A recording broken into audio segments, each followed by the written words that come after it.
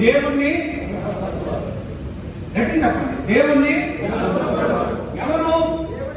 మీలాంటి వాడిని, నాలాంటి వాడిని, వారి అవసరాలలో వారిని ప్రేమింపగలిగినటువంటి వాడు, వారు ఆదరించగలిగినటువంటి వాడు ఎవరైతే ఉన్నారో వారు దేవుని కనపరిచేటువంటి వారుగా ఉన్నారు.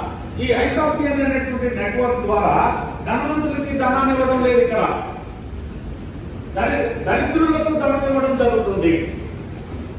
పేదవారిని బలపరచడానికి, కలిగినటువంటి వారిని ఉత్సాహపరచడానికి, ఉజ్జీవింపజేయడానికి ఈ యొక్క నెట్వర్క్ అనేటువంటిది ప్రముఖమైనటువంటి గొప్ప కార్యం అన్నమాట. దేవుడు ఇచ్చినటువంటి ఒక విజన్ ఇది. దేవుడు మాకు ఇచ్చినటువంటి తలంపు.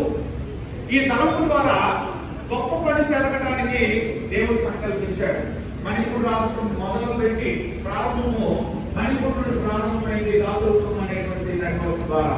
దేవుడు ఇక్కడ ఉన్నటువంటి ప్రధానమైనటువంటి వ్యక్తి, మరి దేవుడి యొక్క విజన్ కలిగినటువంటి వ్యక్తి, దేవుడి పని విషయమైనటువంటి ఒక ప్రణాళిక కలిగినటువంటి వ్యక్తి అయినటువంటి ఫిలిప్ గంటా గారు ఈ పనిని ప్రారంభించి మాకు మాట్లాడినప్పుడు, ఇది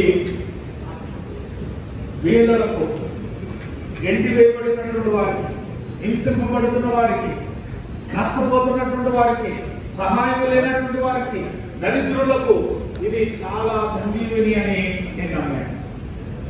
ఇది చాలా ఉపయోగం అని నేను నమ్మాను.